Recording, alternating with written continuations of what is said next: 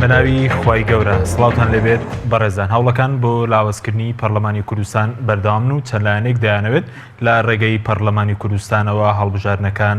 دوا بخەن. بە پێی زانیاریەکان لایەنەکانی ناو ئەنجومەنی باڵای سیاسی کوردستان دەیانەوێت لە ڕێگەی پەرلەمانی کوردستانەوە هەڵبژاردننی سەرۆکایەتی و پەرلەمانی کوردستان دوا بخەن کەوا بڕیارەلەیەکی مانگی داهاتوو بەڕێوە بچێت. بە میواندارێک لە بەڕێزان لە ستۆدیۆی سەرەکیدارە محەممەد ئەمین ئەندامی پێشووی سەکردادی کۆمەڵی ئیسلامی هەروایە لە هەولێر و عەبدوڕەحمان عەلی بڕیادەری فراکسیۆنی گۆڕان تاوتوی ئەم پرسە دەکەین. سەرەتا ڕاپۆرتێک دەبین دواتر لەگەڵ میوانەکانمان درێژە بەم پرسە دەدەین. کوردستان بەردەوامن و چەند لایەنێک دەیانەوێت لە ڕێگەی پەرلەمانەوە هەڵبژاردنەکان دوا بخەن. 2 ساڵ لەمەوبەر لە 12 ئۆکتۆبەری ساڵی 2015 با بڕیاری مەکتەبی سیاسی پارتی دیموکراتی کوردستان ڕێگری لە یوسف محەممەد سەرۆکی پەرلەمانی کوردستان کرا بگەڕێتەوە شاری هەولێر. هۆکاری پەخستنی پەرلەمانی کوردستان لەلایەن پارتی دوایەوە هات کە پەرلەمانی کوردستان دەستی بۆ هەموارکردنەوەی یاسای سەرۆکایەتی هەرێم برد. لەو کاتەشەوە پەرلەمانی کوردستان پەکخرا تاوەکو 15 ئەیلولی 2017 کە بۆ پرسی ریفراندۆم کاراکرایەوە. دوای کاراکردنەوەی پەرلەمانی کوردستان بۆتە جێگەیەک بۆ جێبەجێکردنی بڕیارەکانی ئەنجومەنی باڵای سیاسی کوردستان کە پێشتر ناوی ئەنجومەنی باڵای ریفراندۆم بوو. لە ئێستاشدا حەزبەکانی ناو ئەنجومەنی باڵای سیاسی کوردستان دەیانەوێت جارێکی دیکە پەرلەمانی کوردستان بەکاربهێنن بۆ درێژەدان بە دۆخی ناهەمواری هەرێمی کوردستان و ئەنجام نەدانی هەڵبژاردنەکان. با پێی زانیاریەکانە و حەزبانە ڕێکەوتون بۆەوەی هەفتەی داهاتوو پەرلەمانی کوردستان کۆبوونەوەیەک ئەنجام بدات و بڕیار لە سەردواخستنی هەڵبژاردننی پەرلەمان و سەرۆکایەتی هەرێم بدات کەوا بڕیارە لە 1 مانگی داهاتوو بەڕێوە بچێت. حەزبەکانی ناو ئەنجومەنی باڵای سیاسی کوردستان دەیانەوێت تەمەنی پەرلەمانی کوردستان و حکوومەت و سەرۆکایەتی هەرێم درێژ بکەنەوە. با بڕوای شارەزانی بواری هەڵبژاردننیش درێژکردنەوەی تەمەنی حکوومەت و پەرلەمان و سەرۆکایەتی هەرێم هەوڵێکی دیکەیە بۆ نەهێشتنی دام و دەستگا موئەسسەساتی و سوکاتیە بە دەنگی هاوڵاتیان، چونکە هاوڵاتیان بۆ ماوەی 4 ساڵ دەنگیان داوە بە نوێنەرەکانیان بۆ پەرلەمان. پەرلەمانی کوردستان لە خولی 4ەمی ویستی بە ئەرکی یاسایی و چاودێری خۆی هەڵبستێت، بەڵام ڕێگری لێکرا لەسەر یاسای سەرۆکایەتی پەکخرا. دوای کاراکردنەوەشی ڕێگری لەوە دەکرێت جارێکی دیکە پەرلەمان دەست بۆ پەرسە هەستیارەکان ببات. دوای پەخستنی پەرلەمانی کوردستان بۆ ماوەی نزیکەی 2 ساڵ لەلایەن پارتی دیموکراتی کوردستان و کاراکردنەوەشی بۆ مەبەستی سیاسی ئاماژەکان بۆوە دەچن، هەوڵەکانی ئێستا و داهاتووی پارتە دەسەڵاتدارەکان بۆ ئەوەیە لە هەرێمی کوردستان پەرلەمانێکی کارتۆنی بوونی هەبێت نەوەک پەرلەمانێکی خاوەن ئیرادە.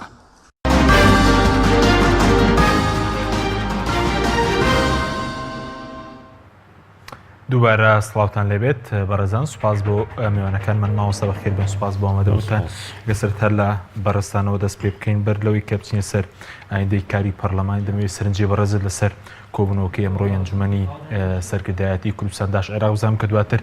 ناوەکان گۆڕی بۆ ئەنجومەنی باڵای سیاسی کوردستان. خەڵک چاوەڕێ ئەوە بوو کە ئەم ئەنجومەنە هەڵبۆشێت بەڵام ناوەکەی گۆڕاوە. خوێندنەوەی بەڕێزت لەسەر ئەم پرسە.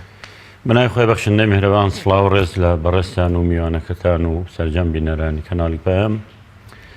لە ڕاستی لە هەرێمی کوردستان بە بارودۆخێکی ناهەموار ئاڕوا، بە تایبەتی دوای ئەنجامدانی ریفراندۆم کە ئامادەکاری بۆ نەکرابوو و بەشێک لە لایەنە سیاسیەکانی هەرێمی کوردستان لەگەڵ دواخستنی ریفراندۆما بوون. بەشێک لە خەڵکی کوردستان پێیوا بوو ریفراندۆم بە نەخێر دەنگی بۆ بدرێەوە، زۆرێکیش لە خەڵکی کوردستان ئامادە نەبوو بەشداری لە پرۆسەکەشا بکە. بەداخەوە وەکو سەرەتاوتمان ئامادەکاری نەکراوە بۆ ریفراندۆم دەرەنجامی باشی نابێ. ئەوەی بینیمان بەڵێ خەڵکی کوردستان دەنگی بە بەڵێدا، بەڵام ئەم بەڵێیە پێویستەکە ئەو بەڵێنانەی پێشتر درابووە خەڵکی کوردستان دواتری ئەم دەنگەی خەڵکی کوردستان بەرهەمەکەی ببینین. بەرهەمەکەشی ئەوە بوو کە کار بکرێ بۆ ڕاگەیاندنی دەوڵەتی کوردستان. ڕاگەیاندنی دەوڵەتیش ئێمە پێشتر ئەمانوت ئامادەکاریەوێ، بەڵام بەداخەوە گوێبیستی نەبوون. ئێستا ئەو برادرانەی پێشتر هەردایانویست بڕیارە حیزبەکەی داویانە بۆی خەڵکی کوردستان ریفراندۆم بکاو بڵێ بەڵێ بەبێ دیراسەکردن و ئامادەکاری و با بڵێن پێشهاتەکان خۆ ئامادەکردن بۆ پێشهاتەکان ئێستا دەبینین ڕوبەڕووی قەیرانێک بوونەوە ئەوی شەوەیە بەڕاستی کارەساتێکە ئەگەر بڵێن ئەنجامەکانی هەڵدەستپێرین بۆ شکردنی ئەنجامەکان و کارەساتێکە ئەگەر بێت و لەسەر ئەم ریفراندۆمە کار نەکەین و کارەساتێکە جارێکی تر بمانگەڕێنەوە بەغدا چونکە پێم وایە ئەوەی کە پێشتر دەمانگوت لەبەرەوەی لە هەلومەرجی خۆیانی و میوەکە کاتی خواردنی نەهاتووە دوایی لە دەست تێدەین پێم وایە پرۆسەی بە مافی چارەی خۆنووسین و دروستبوونی دەوڵەتی کوردی کە هەلومەرجەکە لەبار بوو ئەگەر بێت و ئامادەکاری بۆ بکرایە چەندین ساڵ بەرەودووە دەگەڕێتەوە جگە لەوەی هەڕەشەی جۆرا و جۆریش لەسەر ئەمنی نەتەوەی هەرێمی کوردستان دروست بووە ئەم کاتێک کە قەیرانێکی ئاوا ڕوبەڕووی وڵات دەبێتە مێژوو پێمانەڵێ خوێندنەوەی بارودۆخی وڵاتانی دنیا پێمان دەڵێ لە بارودۆخێکی ئاوادا پێویست بەوەیە زۆر زوو دام و دەستگا شەرعیەکانی ئەو هەرێمە ئەو وڵاتە بکەونە خۆیان بۆ ڕوبەڕووبوونەوەی ئەم قەیرانە بەریتانیا ڕاپرسیان کرد لەسەر جیابوونەوە لە یەکێتی ئەوروپا لە کاتی ڕاپرسیەکەیە ئەم حیزبەی کە دەسەڵاتدار بوو حیزبە کۆنسەرڤاتیڤەکان بوون سەرۆک وەزیران دەیڤید کامێرۆن بوو دوای ئەوەی ڕاپرسی کرا ئەم یەکێک بوو لەوانەی پێی وا بوو جیابوونەوە لە یەکێتی ئەوروپا وڵاتەکە تووشی قەیرانەکە هەوڵیشیدا بەڵام دوجار خەڵکی کوردستان خەڵقی بەریتانیا بە ڕێژەی لە 151 دەنگیاندا بە بەڵێ ئەمانە بێ التیزام احترام بۆ ئەم دەنگدەرانە ئەبێ چی بکرێت وتی ئێمە تازە پاشگەز نبینەوە و احترامی ڕای خەڵک دەگرین تازە دەنگتاندا بە بەڵێ بەڵام من ناتوانم کاپتنی کەشتیەک بم کە بەریتانیا لە یەکێتی ئەوروپا جیابێتەوە ڕوبەڕووی کێشە ئەبینەوە قورسە کە لە کاتێکا خۆ کێشەی ئەوان چییە دەوڵەتێکی سربەخۆن و ڕوبەڕووی شەڕ و مەترسی و ئابلۆقەی ئابووریش نابنەوە بەڵام پێی وابوو بڕیارەکە دەرەنجامی قورسیە بێ بۆ یەوتی من دەستم لە کار کێشایەوە و داواکەم بە زووترین کات هەڵبژاردن بکرێت دەستی لە کار کێشایەوە با حکوومەتێک هەڵبژێردرێ کە خەڵک زۆرینەی خەڵک دەنگی پێبدا و با بڵێن پشتی بگرن تا بتوانێت لەو بارودۆخی کە بەریتانیا دوای ریفراندۆمەکە پیات تێپەر دەبێ انقازی بکە ئێستاش گفتوگۆکان بەردەوامن دەرەنجامی بەڵێ خراپی بۆ بەسەر بەریتانیا بەزگرنگەوەی حکوومەتێکی نوێتۆتە پێشەوە بە نەفەسێک تریشەکە ئێمە پێویستیمان بۆ بوو ڕاستەوخۆ دوای هەڵبژاردنەکان لەبەرەوەی سەرۆکایەتی هەرێم ماوەی بەسەر چووە پەرلەمان لە کارکەوتووە حکوومەت کارەکانی وەکو خۆی ناکە زۆر بەزووی ئەوە ڕابگەێنین کە هەڵبژاردننی پێشوەخت بکرێ کە یەکی 11 کاتی خۆیەتی هەڵبژاردننی پێشوەخت بکرێ پەرلەمانێکی نوێ هەڵبژێردرێ حکوومەتێکی تازە هەڵبژێردرێ سەرۆکایەت کەسێکی تازە بۆ سەرۆکی هەڵێم هەڵبژێردرێ گەل تازە بڕیاری داوە با بێن بە دوواداچوون بکرێ بۆ ئەو بڕیارە چونکە ئەم سیاسیانە لەلایەن بەشێک لە خەڵکی کوردستانەوە بە شکست خواردوو ناو دەبرێن و لە وڵاتانی ناوچەکە و بەشێک لە وڵاتانی دۆستی کوردستانی شەوە کە ئێستا نیگەرانن لەو کەسانەی کە خاوەنی بڕیار بوون لەو ریفراندۆمەی کە پرسوڕا بە خەڵک نەکرابوو بۆ گۆڕینی ئەم دەم و چاوانە و بۆ ئەوەی کە ئێمە بە سیاسەتێکی نوێ دێنە پێشەوە پێویستیمان بەم گۆڕانکارێ وەست بەداخەوە دەرەنجام لە جیاتی ئەوانە بکرێ مەجلیس و ئەنجومەنێک دروست دەکرێت کە ئەم ئەنجومەنە شەرعیەتێکی نییە بۆ مانایەی لە هیچ ئێمە دەستورمان نیە بەڵام هیچ یاسایەکیشمان نیە ڕێگابدا ئەنجومەنێکی وا دروست بێ ئەنجومەنەکەش هێشتا هەموو حیزبە سیاسیەکانی کوردستانی تێدا نییە و دوجار ئەم ئەنجومەنە نازانین ئەرک و کارەکانی چییە دەتوانێت چی بکە دەکرێت ئەنجومەنێک جێ پەرلەمان بگرێتەوە ئێوە شکستی پەرلەمان نییە لە کاتێکا کە پەرلەمانەکە تا ئەمڕۆشی لەبێ نەیتوانێت بە ئەرکاسایەکانی خۆی هەستێ پەرلەمانێک کارە کراوەتەوە بە نیوە ناچڵ کە تەنها لە پێناو ئەنجامدانی ریفراندۆمەکە کراوە دەرکەوت نەتواندرا ڕوبەڕی ئەو قەیرانە ببینەوە ئێستا قەیرانمان هەیە چارەسەری ئەم قەیرانانە ئەمە پێویستی بە پلانێکە کە بێ دەسەڵاتی هەرێم هەموو گۆڕانکاری تیا بکرێ بە بەرنمەیەک ڕوبەڕووی ئەم قەیرانە ببینەوە کە ئێستا لە هەرێمی کوردستان هەیە جا قەیرانەکە پەلاماردانی سەربازی بێ ئابلۆقەی ئابووری بێ ڕاگررتنی فرۆشتنی نەوت بێ داخستنی فڕۆکەخانەکان بێ یا هەر کۆمەڵێک بڕیاری تر کە لە بەغداوە دەیدا کە هەموو ئەمانە ئێمە پێویستیەمانە ئامادەکاری بۆ بکەین. سپاس دەکەم دواتە گەرم و لای بەڕێز دەگەر بچینە هەولێر لای کاک عەبدوڕەحمان. کاک عەبدوڕەحمان زۆر سپاس بۆ بەشداریکردن لە بەرنامەکەماندا. خوێندنەوەی بەڕێزت چیە بۆ دوایین کۆبوونەوەی ئەنجومەنی باڵای سیاسی کە باس لەوە دەکرێن دەک زانیاری باز بکەن کە بڕیاریان داوە هەڵبژاردنەکان دوا بخەن و پەرلەمانی کوردستان هەفتەی داهاتوو بڕیار لەسەر ئەم پرسە بدات. سپاس بۆ جەنابەت، سڵاوم بۆ بەڕێز مامۆستادارە و گوێگران و بینەرانی تەلەڤیزیۆنی پەیامیش هەیە. دیارە مامۆستا هەندێک باسی کرد بن نامی قسەکانی ئەو دووبارە بکەمەوە. لە ڕاستیدا ئێمە وەکو بزوتنەوەی گۆڕان هەر لە ئەساسەوە و بە بەیاننامەی فەرمیش ئەم ئەنجومەنەی کە دروست کراوە بە ئەنجومەنێکی نایاسایی و ناشەرعی و هیچ پاڵپشتێکی یاسایی نییە. بەداخەوە دەڵێم ئەم ئەنجومەنەی کە دروست کراوە جگە لە بێهەیبەتکردن و بێقیمەتکردنی دام و دەستگا شەرعیەکان من هیچی کەی لێ ناخوێنمەوە. بۆیە ئەم ئەنجومەنەی کە دروست کرا و ئەم کۆبوونەوەی کە ئەم ڕۆکرا بەداخەوە ئەگەر دیقەت بدەین تا ئێستا ئەم ئەنجومەنە کۆمەڵێک ناوی خۆی گۆڕیوە. یعنی تۆ بیرکەرەوە لە حوتی حوزەیرانە کە ئەم ئەنجومەنە دروست کرد ناویانە ئەنجومەنی باڵای ڕیفراندۆم. لە دوای ئەنجامدانی ڕیفراندۆم کۆمەڵانی خەڵکی کوردستان چاوەڕێ بوون ئەو ئەنجومەنە بانگەوازی دروستکردنی دەوڵەتی کوردی بکات، یاخود دەوڵەتی کوردی ڕابگەێنێ بۆ خەڵکی کوردستان کە بەشێکیان دەنگیان بە بەڵێ داوە. بەڵام بەداخەوە بینیمان ئەم ئەنجومەنە لە دوای ڕیفراندۆمەوە دوو جۆر ناوی جیاواز و جۆراوجۆری بۆ خۆی دۆزیوەتەوە. بۆیە حەقە کۆمەڵانی خەڵکی کوردستان لەم ئەنجومەنە بپرسن کە ئێمەی خەڵکی کوردستان دەنگماندا بەسەر بەخۆی و دروستبوونی کیانێک بۆ دەوڵەتی کوردی دەنگمان نەداوە بۆ ئەوەی لە ماوەی 10 ڕۆژە دوو جار ناوی جیاواز بۆ ئەنجومەنی باڵای ڕیفراندۆم بدۆزرێتەوە. لە یەکیدا ناوێکیان دۆزیوە بە ناوی ئەنجومەنی سیاسی کوردستان داش عێراق کە ئەمە لە ڕاستیدا لەلایەن ڕێکخراوەکانەوە لەلایەن ڕۆژنامەنووسان و پارتە سیاسیەکانی کێشەوە تووشی ڕەخنەیەکی ئەجگار گەورە بوویەوە. کەچی ئەمڕۆکە دێن دووبارە ناوێکی کە لە خۆیان دەنێن بە ناوی ئەنجومەنی سیاسی پارتە سیاسیەکان، ئەنجومەنی سیاسی پارتە باڵاکان یا حیزبە باڵاکان لە هەرێمی کوردستاندا کە ئەمە جگە لە گەڕانەوە بۆ چوارگۆشەی یەکەم لە ڕاستیدا هیچی دیکە نییە و تەکی دەکەمەوە ئەم کارەی ئەم ئەنجومەنە دەیکات کارێکی جگە لەوەی ناشەرعی و نایاساییە و گەڕانەوەی هەرێمی کوردستانە بە هەیبەتکردنی دام و دەستگا شەرعیەکانە لە هەرێمی کوردستاندا. ئەمە ساڵی 91 و 92 نییە، ئەو کاتانە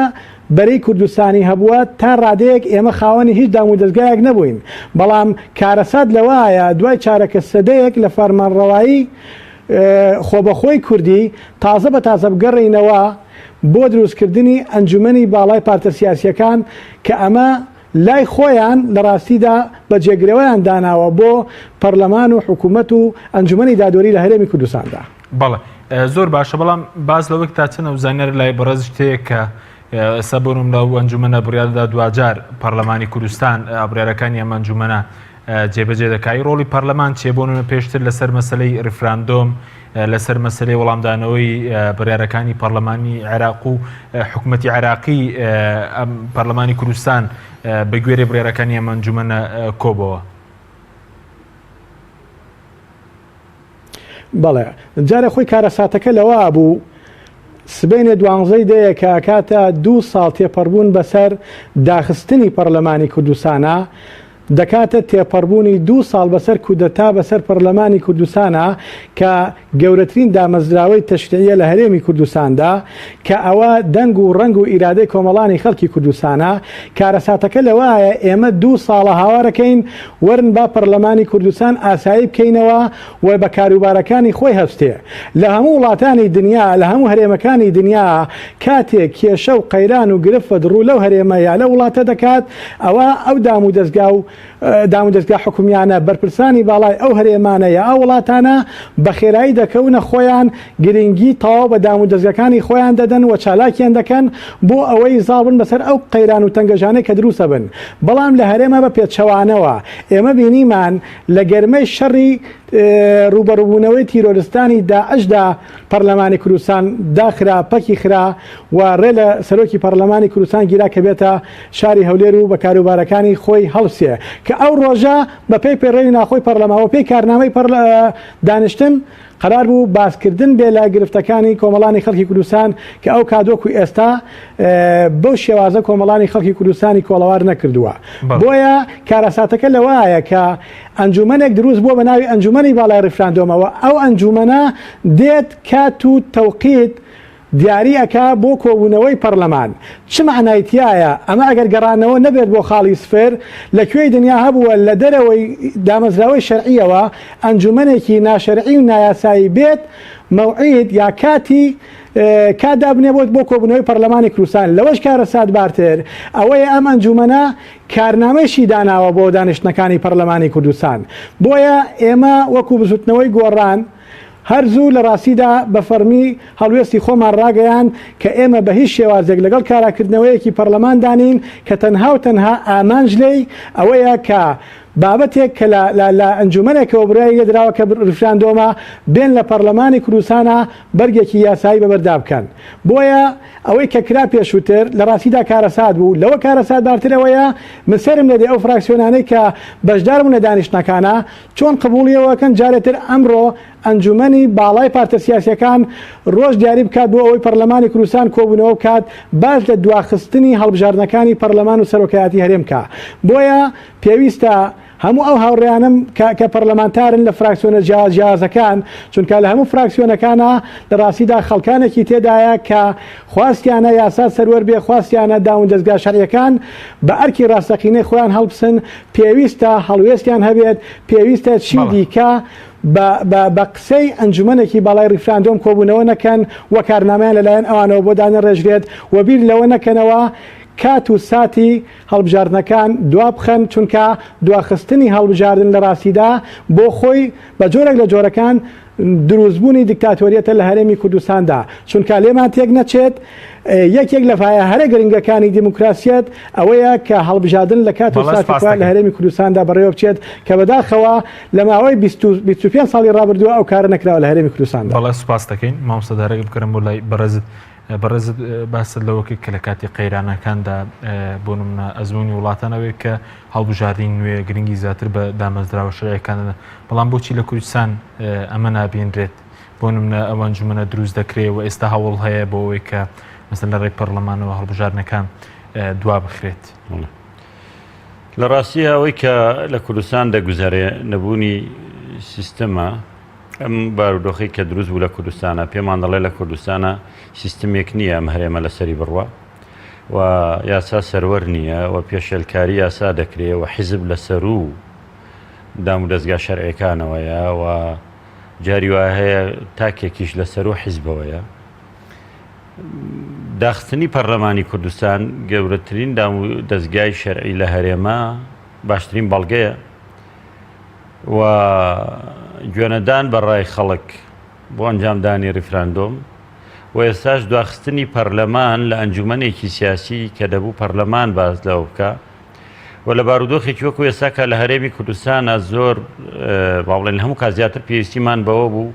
هەڵبژاردنێکی پێشوەخت بکرێ کە ئێستا کاتی خۆیەتی تازە لەوەش دەرچوو هەڵبژاردن بکرێ و پەرلەمانێکی نوێ دروست بکرێ حکوومەتێکی نوێ دروست بێ بۆ ڕوبەڕووبوونەوەی ئەو قەیرانانەی کە هەیە. بەڵام ئەمانە هیچی پێ من تا ئێستاشی لەگەڵ بێ کە لە قەیران ئاژین ئامادەنین ئەو مؤسسە شەرعیە کە پەرلەمانە بڕیاردا هەر دەمانەوێت جارێکتر بگەڕێنەوە بۆ بەرەی کوردستانی و حیزب بڕیاردا سەردەمی بەرەی کوردستانی پەرلەمانیش نەبوو بەڵام ئێستا بەداخەوە پەرلەمانمان هەیە گەڕاوینەوە دواوە بۆیە من پێم وایە ئەمە کێشەکانی ئێمە و قەیرانەکانی ئێمە چارەسەر ناکە. ئێمە ئەمڕۆ لە هەرێمی کوردستان دراوسەکانمان هەڕەشەی ئابڵۆقەمان لێ دەکەن دراوسەکانمان هەڕەشەی پەلاماری سەربازیمان لێ دەکەن دۆستەکانمان وەکو پێویست ئاورمان لێ نادەنەوە. ئەمانەی کراوە لە ڕاستیە بەشێکی هەڕەشەیە بەس بەشێکی هاتوۆتە بواری جێبەجێکردنەوە لانی کەم فڕۆکەخانەکان داخراون. ئەمە یەکێکە لە بچووکترین بڕیارەکانی بەغدا کە داوێتی بەسەر ئێمە جێبەجێ کردووە. ئێمە نەمانتوانی لەم چەند ڕۆژەی تا ڕۆیشتوە تا ئێستاشی لەگەڵا بێ فڕۆکەخانەکان بکەینەوە کە فڕۆکەخانەکان بەشێک لە کاری ڕێکخراونەوە دەوڵەتیەکان دەکەن کە فڕۆکەخانەکان ئەو قونسولیانەی لە هەولێرا هەن نوێنەری وڵاتانن لەو فڕۆکەخانەوە هاتوچیان دەکرد کە فڕۆکەخانەکان ئەوانە دەتوانم بڵێم ئەوانە خوێنبەری ئەساسین بۆ ئەم هەرێمە داخراون نەمانتوانی ئەمە بکەینەوە کە ئەمە کارێکی زۆر ئاسانە. باش ئەگەر سبەی نێفشارەکان گەورەتر بوون ئەگەر نەوت ڕاگیرە ئەگەر پەلامارێکی سەربازی هەبوو کە خۆشبەختانە ئەوەیە لە بەرژەوەندی وڵات یەکگرتوەکانی ئەمریکانی ئاژاوە لە کوردستان و عێراق و ناوچەکە دروست ببێ ڕێگە نادا ئەو پەلامارە سەربازیە ببێ بە بۆچوونی من وڵاتانی دەوروبەریش نایانەوێ ڕوبەڕوو تووشی ڕوبەڕووبوونەوە ببن لەگەڵ ئەمریکا لەسەر هەرێمی کوردستان و ناشیانەوێت سەردەمێک هاوکاری خەڵقی هەرێمی کوردستان بوون ئێستا خۆیان وەکو دوژمنێکی خەڵقی هەرێمی کوردستان پیشاندن ئەمانە پێم وایە لەبەرەوانە هەندێک لە بڕیارەکانی خۆیان ڕاگرتووە کە دانتوانی بڕیاری قورستر بدەن و مەرزەکانیش دابخەن لە بارودۆخێکی ئاوایە وەکو وتمان پێویستیمان بەوە هەبوو ئەم دامەزراوە شەرعیانە کۆ ببنەوە و کاری خۆیان بکەن و بیر لە چارەسەر بکەنەوە لەم قەیرانەی کە هەیە یعنی ڕۆژ بە ڕۆژ بارودۆخەکە بەرەو ئاڵۆزتر دەچێت بەڵام هیچ چارەسەرێک نییە ئەم ئەنجومەنە باڵایی کە دروست بووە من حەزەکەم بزانم بڕیاری چیان داوە بڕیارێکی عملیان داوە بۆ چارەسەری ئەم کێشانەی کە هەیە بڕیاری یعنی تەنها بڕیاری ئەمایان داوا بکەن لە وڵاتانی دنیا کە ڕوبە وەزعەکەمان خراپە و فریامان کەون بەس ئێمە خۆمان نامانەوێت خۆمان فرێ خۆمان بکەین منەزانم ئەگەر بمانەوێت دەوڵەت دروستکەین ئەبێ ئامادە بین ڕوبەڕووی بەغداش ببینەوە ڕوبەڕووی وڵاتانی دراوسێش ببینەوە و ئەبێ ئامادە بین قوربانیش بدەین بەڵام ئەم دەوڵەتە کاتێک دروست دەکرێت کە خەڵک ئامادەی تیاابێ من ئێستا دەبینم بەشێکی زۆر لە خەڵکی کوردستان بەشێک لە لایەنە سیاسەکانەوە ئامادەیان تیان نییە چونکە پێیان وایە ئەم وڵاتە لە پێناو دەوڵەتی کوردیان بڕیارە نەدراوە ئەم ریفراندۆمە بۆ دروستکردنی دەوڵەتی کوردستان نەبووە بڕیارێکی پێشوەخت بڕیارێکی حیزبی سەپێنراو بۆ شاردنەوەی کۆمەڵێک کەم و کوڕی و گەندەڵی کە لە پێشووا بووە و بۆ دروستکردنی مێژوویەک تەنها ئەم بڕیارە دراوە لە کاتێکە کە ئەوە تا دەرەنجامەکەشیە بینین ئەوەی کە بەڵێن بە خەڵک درابوو نەکراوە و ناکرێت ڕوبەڕووبوونەوەی ئەو قەیرانانە پێش هەموو شتێک ئاشتەوایی ناوخۆی دەوێت ڕێککەوتنی دەوێت لەگەڵ لایەنە سیاسیەکان کە ئەمە بەدی ناکرێت نابینین هەنگاوێک بنێن بەرەو پێشەوە من پێم وابوو جەنابی سەرۆک مەسعود بەرزانی کە تا ئێستا سەرۆکی گەورەترین حزبە لە پەرلەمانی کوردستان و دەسەڵاتێکی فراوانی لە هەرێمی کوردستان هەیە دام و دەستگا ئەمنیەکان بەشی زۆری لە بەردەستی ئەوانایە و هێزی سەربازی هەیە و وڵاتانیش مامەڵایان لەگەڵا کردووە وەکو پێشتری سەرۆکی هەرێمی کوردستان بووە تا ئێستاش کەسێک لە جێگای ئەو نەبووەتە سەرۆکی هەرێم دەبوو ئەم بەم کارە هەستێ بێ لە پێش هەموو شتێکە ئاشتەوایی نیشتیمانی بکە لەگەڵ لایەنە سیاسیەکان لەگەڵ خەڵکی کوردستانە کێشە ناوخۆیەکان چارەسەرکەین ئەمایان نەکرا خۆ ئەمە ئێران و تورکیا و ئەمریکا و بەغدا نییە پێی نەوێرین خۆمە ئاشتی و تەبایل ناو خۆمانە ئەمان هیچی ناوێ تەنها لێبڕانێکیەوێ بەس ئێمە نەفەسی ئاشتەوایی و تەباییمان لە ناو خۆمانە نییە چۆن نەفەسی ڕوبەڕووبوونەوەی ئەو مەترسیە گەورانەمان دەبێەوە چۆن دەتوانین زاڵ بین بەسەر ئەو قەیرانانەی کە هەیە خەڵقی کوردستان من پێم وایە قوربانی زۆری داوە خەڵک تەحملی کیمیاباران و ئەنفال و کوشتن و ئەوەی کردووە بەڵام جارێکتر نایەوێ ببێتە قوربانی بڕیارێکی هەڵا کاتێک خەڵک ئامادەی تیا بۆ ئەنفال و کیمیاباران و شەهید بووە و ماڵی بەخشیوە سەرکردەکانیشی لە شاخ و لە ئەشکەوتەکانە ژیاون هەمان جلوبەرگ و پێڵاویان لە پیا بووە گیرفانەکانیان وەکو گیرفانی پێشمەرگە بووە زۆر جار پێشمەرگەکە ئیمکانیاتی باشتر بووە یارمەتی بەرپرسەکەشی داوە بەزسا کە بەرپرسانی وڵاتەکەیە بینێ خاوەنی ملیارات دۆلار و کۆشک و تەلارەکانن لە دەرەوە و لێرەش لە ناو چۆن ژیانیان هەیە و کێشەیەکیان نییە خەڵک ئەمجارە ئامادەی نییە من حەزەکەم بەرپرسانی ئەم وڵاتی ئێمە بزانن ئەو سیقەومتمانەیان لە دەست داوە کە جاران هەیان بوو ئەجینا خەڵکی کوردستان هەموو کاتێک ڕوبەڕووبوون ئامادەی ڕوبەڕووبوونەوە گیانی خۆی ببەخشێ ئێمە پێویستیمان بە ئاشتەوایی ناوخۆیە نەکراوە پێویستیمان بە گەڕستنەوەی دام و دەستگاکانە نەکراوە پێویستیمان بۆ بوو بە زووترین کات هەڵبژاردننی پەرلەمان بکرێت بەس جارێک خەمی ئەوەیان هەندێک لایەن لەوا چێت دەنگ نێنن بادانیشین پەرلەمان دواخەین پەرلەمان دواخەی لانی کەم بە بۆچوونی من 6 مانگ دوایەخن 6 مانگی تر بێ پەرلەمان 6 مانگی تر بێ حکوومەت 6 مانگی تر بێ دەستکاریکردنی موچەی خەڵک 6 مانگی کرد بێ دابینکردنی پێویستیەکانی خەڵک 6 مانگی تر بەبێ موسسەیەکی شەرعی بۆی ڕوبەڕووی ئەم قەیرانانە ببێتەوە نوێنەری خەڵکی کوردستان بێ بەڕاستی ئەمە بارێکی تری قورس ئاخرێتە سەر ژیانی خەڵک من پێم وایە دوجارە بێ خەڵکی کوردستان بڕیاری خۆی بدا ئەم دواخستنی پەرلەمانە سزادانی خەڵکی کوردستانە و درێژکردنەوەی ئەو ئابلۆقەیە ئابلۆقە ئابووری و سەربازی و هەمە چەشنەیە کە داگیرکەران و دوژمنانی کوردستان خستوانە سەر هەرێمی کوردستان ئێمە خۆمانی خێنە سەر ئەم هەرێمە بۆیە بە کارەساتێکی گەورەیە زانم و هیوادارم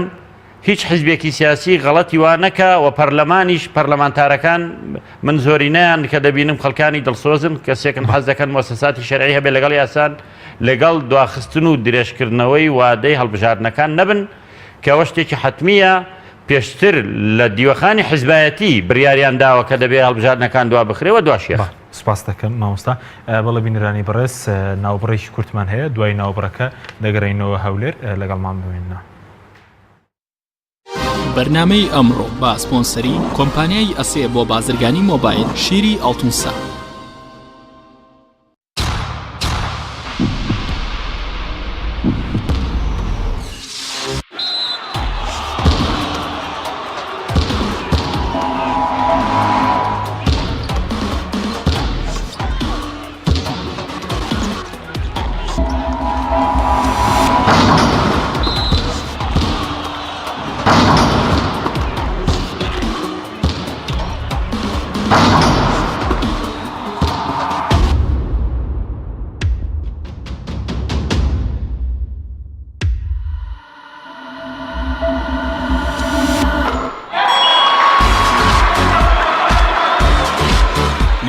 سەرکەوتنە گەورەیە تەنها شیری وشکی ئاڵتونسای تەمێکی ڕاستەقینە و 100% سروشتی نۆشی کە و هەمیشە بە بەهێزی بمێنەرەوە. نوێترین ئۆفەر لە کۆمپانیای ئەسێەوە ئێستا مۆبایلی زیرەکی ئەسێ Q5S 4G LTE کە بە فینگرپرینت کار دەکات بە قستی مانگانەی تەنها 59,000 پێشەکی و مانگی تەنها 14,000 دینار. نوێترین مۆبایلی زیرەک و پێشکەوت و بە نزمترین نرخ بۆ تۆی خۆشەویست ئەسێ Q5S 4G LTE. کۆمپانیای بەیزا لە پێنە و بەرەنگاربوونەوەی قەیرانی دارایی و پێشکەشکردنی باشترین ئامری کارەبایەتی نۆماڵ کۆمپانیای بەیزا بووە بریکاری گشتی کۆمپانیای زەمگی ئیتالی هەروەها فرۆشتنی بەرهەمەکانی باقیستی هەژدەمان بە هاوڵاتیان سەلاجە و مجەمیدە هەموو جۆرەکانی سپلێت تەلەڤیزیۆن و تەباخ و مڕەشەح فڕن و مایکرۆ گسکی کارەبایی غەسالەی جلشتن و قاپشتن بەیزا مامی هاوڵاتیان. سنتەری گوڵهنگ بۆ جادەرمانی سروشتی بۆ لە شولارێکی ڕێک و تەندروست هەڵدەستێت بە دابینکردنی کۆمەڵێت چای جادەرمان لەوانە چاینانە بە سوودە بۆ ڕیخۆڵە و گەدە و نەهێشتنی غازات مێشک و سوور خوێن چالاک دەکات لە دڵتێک هەڵچوون دەتپارێزێت بە تایبەت بۆ ئافرەتانی دووجان چای زەنجەفیل و لیمۆ هەنجوین بەرگری لەش بەهێز دەکات و بە سوودە بۆ هەڵامان شەشی لەشکەم دەکات و لاشت پاک دەکاتەوە لە مادەی ژەهراوی بە سوودە بە ئەوکردنی قوڕگ و فرێدانی بەڵغەم چای سەوزی جینگۆ کۆلسترۆل دادەبەزێنێ بە سوودە بۆ دابەزانی پەستانی خوێن و ڕێگرە لە زەهایمان چای جیسینگ بە چای دژە پیری ناستراوە توانای سێکسیت بەهێز دەکات و چالاک بەشی جگەر و دڵ و مێشک و گورچی لەیە چای گوڵە حاجیلە دژی هەوکردن و گرژبوونی ماسوولکەیە تادا دەبەزێنێت و ئازار کەم دەکاتەوە هەروەها بە سوودە بۆ ئازاری سووری مانگانە.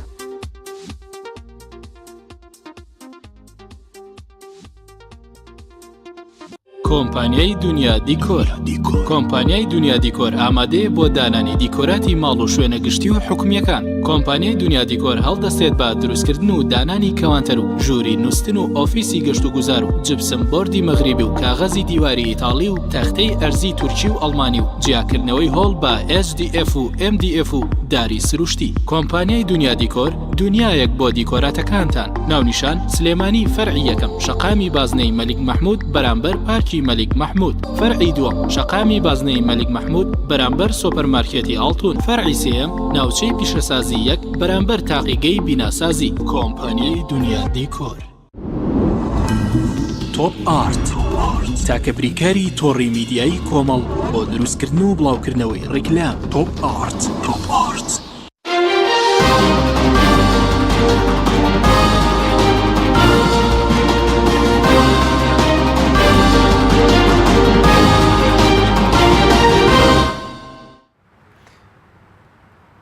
دووبارە سڵاوتان لەبێت بەڕێزان کاگام ڕەحمان گەبگەرم و لای بەڕێزت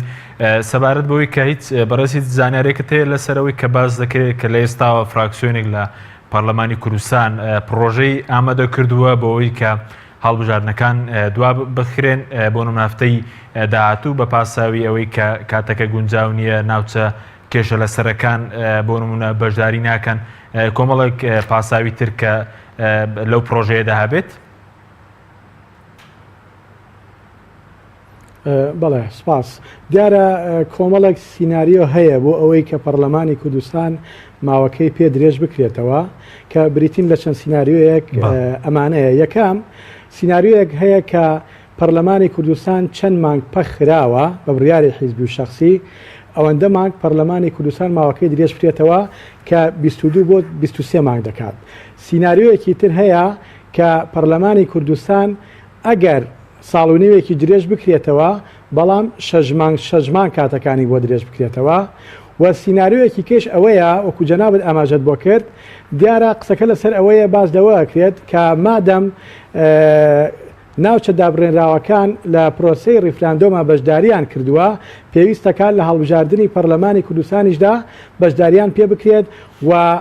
خەڵکی ئەو ناوچەیەش نوێنەری خۆیان لە پەرلەمانی کوردستانە هەبێت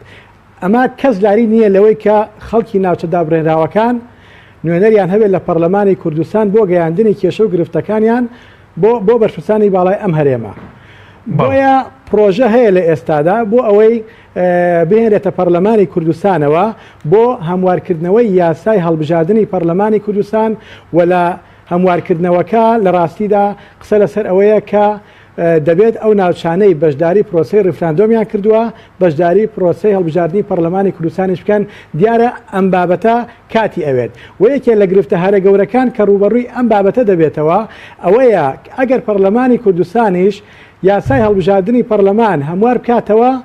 ئایا ئەم پرۆژه یاسای ئەم یاسایە ئەنێریت بۆ کێ چونکە ئێمە ئێستا بە پێی یاسا کەسێک نییە یاساییان سەرۆکی هەرێمی کوردستان بێت ئەوەش لە ڕاستیدا کۆمەڵک ئەرقەلە و گرفت دروستەکات و ڕەنگە هەر سینناریۆیەکە لە ڕاستیدا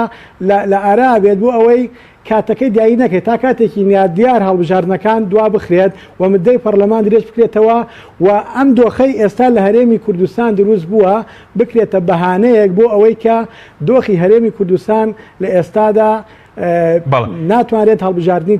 بەڕێز دەوەندەی کاگادار بین کە هەمومان دەزانین کۆمەڵی گرفت و کێشەی تێدایە بەڵێ بەڕێز دەوەندەی کاگادار بیکەم لە فراکسیۆنەکان لە ئێستاوە پرۆژیان ئامادەکردو یاخود کامنن و فراکسیۆن لە پەرلەمان کە دەیانەوێ پرۆژەیە ببن و باز لە هەفتەی داهاتوو دەکرێت تا ئێستا بەڕێز زانیارتەیە کە هەفتەی داهاتوو چ ڕۆژێک پەرلەمان کۆبێتەوە بۆ مەبەسە بەداخەوە ئێمەی پەرلەمانتاران لە ڕاستیدا ئەمێوارە گوێمان لێ بوو کە لەم کۆبوونەوەی ئەنجومەنی باڵای پارتە سیاسیەکانە بڕیاریان داوە و بەنیازیشن ڕۆژی شەمە کۆبوونەوە بکەن ئایا سبینێ دیارە ئەوە دەرەکەوێت چونکە بە پێی پێڕەوی ناخۆی پەرلەمانی کوردستان پێویستە 48 ساعت پێش کۆبوونەوەی پەرلەمانی کوردستان لەلایەن سەرۆکایەتی پەرلەمانەوە بانگەواز ئاراستەی سەرجەم ئەندامانی پەرلەمانی کوردستان بکرێت و ئەو کارنامەیە بخرێتە بۆکسی سەرجەم ئەندامانەوە بۆیە سبینی ئەوە ساخە بێتەوە کە شەمەیە یەک شەمەیە بە دڵنیاییەوە دەبێت شەمە یەک شەمە بێت چونکە ڕۆژی دووشەمە کاتی ئەو کاتی کۆمیسیۆن دایناوە ئیتر کاتی بانگەشەی هەڵبژاردنە بۆیە لە شەمە یەکشەمە بە دڵنیایی ئەو بابەتە ساخ دەبێتەوە و ئەو پرۆژەیەش کە جەنابەت باسیەکەی هاوڕێیانمان لە فراکسیۆنی سەوز پرۆژێکی لەو بابەتە هەیە کە پێویستە ناوچە دابڕێنراوەکان بەشداریکەن لەو هەڵبژاردنەدا و تعدیلی یاسای هەڵبژاردن کرێت لە پەرلەمانی کوردستاندا بەڵام وەکوتم ئەو گرفتانەی کە من پێشتر باسم کرد ئایا ئەم پرۆژەیە دەنەری بۆ کێ و قسەیەکیش لە ئارا هەیە گوایە ئەم پرۆژەیە نەنێرێت بۆ کاک مەسعود بەڵام ڕەوانەی جێگرەکەی بکرێت کە بۆ خۆشی ئەمەشیان لە ڕاستیدا نیشانەی گەورەی پرسیار دروستەکە لەسەر ئەم بابەتە بەڵێ زۆر باشە بەڵام ئێستا بە پێی یاسا پەرلەمان دەسەڵاتەی هەیە بۆ نمونە هەڵبژاردنەکان دوا بخە تەمەنی خۆی درێژ بکاتەوە پەرلەمانی کوردستان ئێمە تەجروبەمان هەیە لەوەی کە لە خولی یەک و خولی دووشە ماوەکەی خۆی درێژ کردوێتەوە بینیمان لە خولیەکە چەند ساڵێک بەردەوام بوو و کارەکان کراوە و درێژ کراوەتەوە جارێک نە و دووجار نە جاری جار و دووجار زیاتر درێژ کراوەتەوە و بە حکمی ئەوەی ئێمە دەستورمان نییە ئەم بابەتانێک کە ئێستا لە ڕاستیدا لە ئەنجومەنی باڵای پاتە سیاسیەکانەوە بڕیار لەوە ئەدرێ پەرلەمان دانیشتن کە بۆ دواخستنی هەڵبژاردن و یاخود پەرلەمان بۆ خۆی بڕیار بدا کە ماوەکەی درێژ کاتەوە ئەمە هەمووی لە غیابی نەبوونی دەستورە لە هەرێمی کوردستاندا چونکە ئەگەر دەستورێکمان هەبوایە دەبێت لە دەستورەکە بیچەسپێنین کە پێویستە ڕۆژ و کاتی هەموو هەڵبژاردنەکان بەهی سەرۆکایەتی هەرێمەوە بەهی پەرلەمانی کوردستانەوە بەهینی شارەوانیەکان ئەنجومەنی شارەوانی و پارێزەکانیشەوە دیاری بکرێت بۆیە کە دەستورمان نییە مادەم بە یاسام کارەکراوە پەرلەمانی کوردستان دەتوانێت ماوەکەی خۆی مدەیەکی کەم درێژ کاتەوە نەک ئەمە بقۆزرێتەوە بۆ ئەوەی مدەی کارکردنی پەرلەمان هەتاوەکو بەخواستی ئەو حیزبانەی کە پەرلەمانیان کارا کردەوە درێژی بکەنەوە تا خۆیان دایانەوێت. بەڵە زۆر باشە پێشتر ئێوە وەکو هەم فراکسیۆنی گۆڕان و هەم کۆمەڵیش بەشداریتان نەکرد بوو لە دانیشتەکانی ڕابردوو پێرەچێ بەشداری بکەن لە دانیشتەکانی داهاتوو کە لەسەر ئەم پرسە بەڕێوەدەستی یاخود تەڵوێستان چی دەبێت لەسەر ئەوەی کە ئەگەر پەرلەمان کارێکی لەو شێوێ بکات بۆ نمونە بە هەڵبژارنەکان درێژ بکات.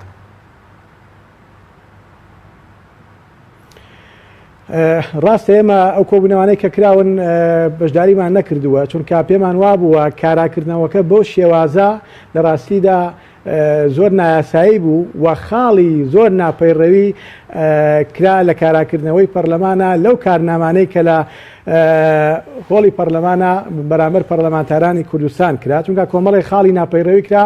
کاتیەوە نییە بەرنامەکە بابەوە نەکوژین ئەگینا دنیای کەم و کورتیتیا هەبووە. ئێمە وەکو فراکسیۆنی گۆڕان و فراکسیۆنی کۆمەڵی ئیسلامیش ئەم سێ دانیشتنی کراوە بەشداریمان نەکردووە سەبارەت بۆ بابەتەی جەنابەت باسی دەکا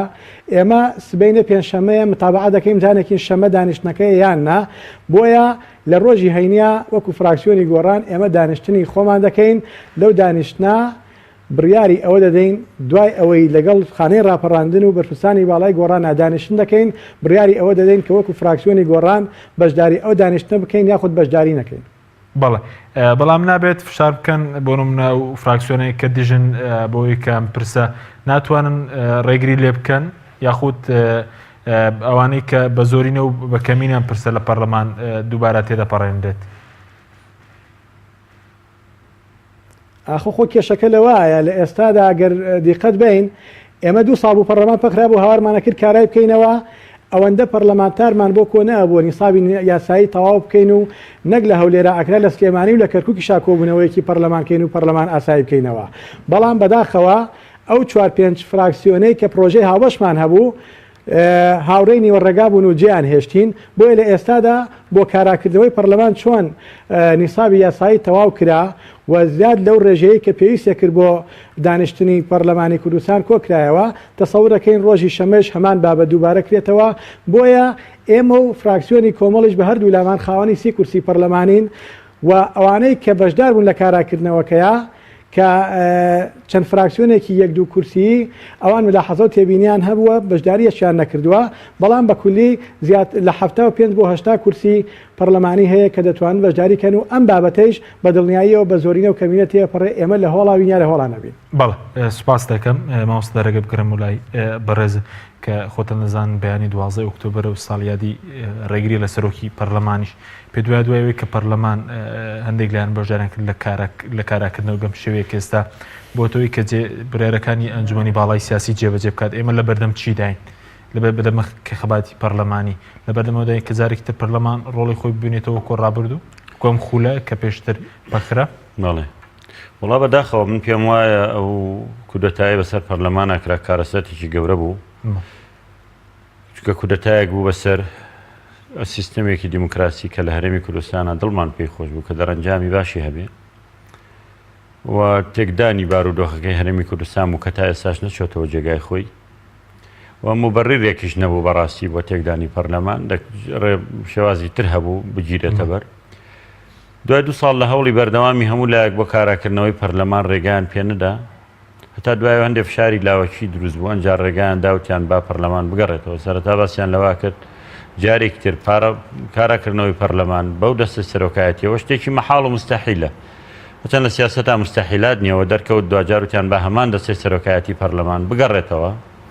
بەڵام بەڕاستی کاراکردنەوەی پەرلەمان لە پێناوی شەرعاندنی بڕیارێک کە پێڵەن ریفراندۆم بڕیارێکی مەسیری و چارەنووساز کە ئێستا دەرەنجامەکانیە بینین پێویستی بەوە بوو ئەوان پێویستیان بەوە بوو شەرعیەتێک بۆ بڕیارە بدەن کە وتم لە بڕیارێکی حیزبی بوو چەند حیزبێک بڕیارەکەیاندا بوو پەرلەمانیان بۆەوە ویست بۆی شەرعێت بەوە بدا بە بێ ئەوەی باس لە هەموو ئەو کێشە و قەیرانانە بکەن کە ئەمڕۆ ڕوبەڕووی خەڵقی هەرێمی کوردستان بۆتەوە بۆیە دەبینیم بەشێک لە فراکسیۆنەکان بەشداریان نەکرد بە فراکسیۆنی کۆمەڵ و گۆڕان و تورکمانەکان و بەرەی تورکمانی و هەروەها تەنانەت لە سەرەتا بزوتنەوەی ئیسلامیش و ئاشوریەکانیش پێم وا بۆ فراکسیۆنی ئەوانیش بەشداری نەکرد ئێستاشی لەگەڵ بێ من پێم وایە پەرلەمان بەم شێوازە ئێستا ناتوانێت ڕۆڵی خۆی ببینی و پەرلەمانی ماوەکەی بەسەر چۆ پێویستی بە درێژکردنەوە هەیە ئەوەش قەیرانێککە دروست دەکات دووشتا ئێستا سی کورسی پەرلەمان کەم نییە ینی کۆمەڵ و گۆڕان کە بەشداری کۆبوونەوەکان ناکەن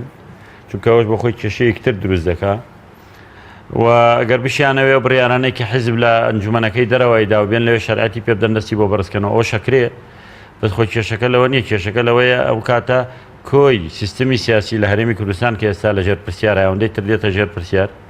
ئەڵێن کو ئەو داوم دەستگا شەرعی کە دەبوو نوێنەری خەڵک بێ و هەڵبژێردراوە ئەوان بڕیار بدەن کان نوێنەرانی خەڵکی کوردستان 2 ساڵە پەک خراوە بۆ معلوماتت هەر پەرلەمان پەک نەخراوە حکوومەتیش کاری خۆی ناکە بەڵام ئێستا دوای ئەم پرسە پێ ئێستا پەرلەمان لە بەردەم چیدا ئەوەیە کە پەرلەمان لە بەردەمەوەیە باوەکەی بەسەر چووە بێبی لەو کاتەوە ماوە بۆ خۆی درێژە کاتەوە یان نەکە بە بۆچوونی من درێژیە کاتەوە چکە و سێلایەنە ئێستا بوونە زۆرینە و لەگەڵ ئەوەن کە دواخری هەڵبژاردن لە کاتی خۆیانەکە بۆچی لەگەڵ ئەوە نەولایەنە پیان وایە بەرژەوەندیان لەوەدا لەم بارودۆخی ئێستا هەڵبژاردن نەکەن چونکە من پێم وایە خەڵکی کوردستان تووڕێیە بێزارە پەستە بە تایبەتێن دێک لەو لایەنانە پێشتر بەڵێنیاندا بوو کە پەرلەمان بە ناشەرعی داخراوە سەرۆکی هەرێم ناشەرعیە پرۆژیان هەبوو بۆ گۆڕینی یاسای سەرۆکایەتی پرۆژیان هەبوو بۆ باشکردنی گوزەرانی خەڵک بۆ نەهێشتنی پاشەکەوتی موچە بە چوونە پەرلەمان و بەوەش کە تا ئەمڕۆژی لەگەڵ بێ ئەم کێشانە باز نەکراوە و چارەسەریش نەکراوە دانیشتن باسییان لەوە کرایە پاشەکەوتی موچە چی لێدێ چوشن لەگەڵ حکوومەتیش کۆبوون بەس حکوومەت پێوتن پێویست ناکە دابنیشین لەسەر داوای ئێوە ئێمە هەر چاکی ناکەین نەگەر چاکمان کرد خۆمان چاکیەکەی نۆشیکەن بە چالاکی خۆمان لەبەرەوە نانتوانیوە بڕیاردن و ناشتوانن پەرلەمان ئەسڵەن لە وڵاتی ئێمە نەیتوانیوە ڕۆڵی خۆی ببینێ نەیتوانیوە چاودێری حکوومەت بکە پەرلەمان ناتوانێت سەرۆکی حکوومەت و وەزیرەکان بانکە پەرلەمان نازانێت سامان و سەرۆتی ئەم وڵاتە لەکوێ و بەرەوکوێ دەڕوە پەرلەمانی هەرێمی کوردستان نەیتوانیوە ڕۆڵ و ئەرکی خۆی ببینێ هەموو کاتێک حکوومەت لە پەرلەمان گەورەتر بووە حزب لە حکوومەت گەورەتر بووە ئەشخاصە بووە لە حزبیش گەورەتر بووە ئیتر بۆیە لە وڵاتێکی ئاوایە مانای وایە سیستم نییە یاسا سەروەر نییە و من گەشتبین نیم بەوەی کە پرۆسەی سیاسی لە هەرێمی کوردستانە هەرێم بین یا کۆنفیدرال بین یا دەوڵەت بین بەرەو پێش بشین هەتا ئەم عقلێتە ببێ ئێمە پێویستیمان بە عقلێتێکی نوێیە بەنەوەی نوێیە پێویستیمان بەوە هەیە باوەڕمان بە سیستەم هەبێ باوەڕمان بەوە هەبێ ئەبێ وڵاتە سیستمێکی دیموکراسی تیا بێ یاسا سەروەر بێ دامو دەستگای شەرعی هەبێ ئەوەی نوێنەری خەڵکی ئەوانە بڕیار بدە چی کە ئەم دەستێوەردانە نەمێنێ و چی کە وڵاتی حیزب و میلیشیا نەبێ وڵاتی خەڵک بێ داهات و سەروەت و سامان و بڕیار و هەموو شتێک لەلایەن خەڵکەوە دەرچێ بەڵام بەداخەوە ئێستا هیچی ئەوانە نە لە لای پەرلەمانە نە لە لای میلەتە نەکە زاگای سوپاس دەکەم کاکە بڕحمانگە بگەرم و لای بەرز کاتیشماکە ماوە سەبارەت بە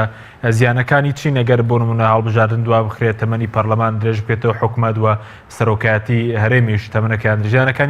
زیانەکانی چین مانەوەی ئەم دۆخەیە بەم شێوە بە ژیانی خەڵک وڵا بەداخەوە ئەوەی بینیمان پێیان ناویان نابوو کاراکردنەوەی پەرلەمان خەڵکی چاوەڕوان بوو قەیرانەکان بەشێکی چارەسەر بکرێن لە مەسلەی پاشەکەوتی و سیستەمی پاشەکەوتی موچە و بژێویان بەڵام قەیرانەکان بینیمان بە تایبەت لە دوای ئەنجامدانی پرۆسی ریفراندۆم قەیرانەکان زیاتر بوون و لێشمان تێک نەچێت مامۆستا ئاماژەی بۆ کرد کە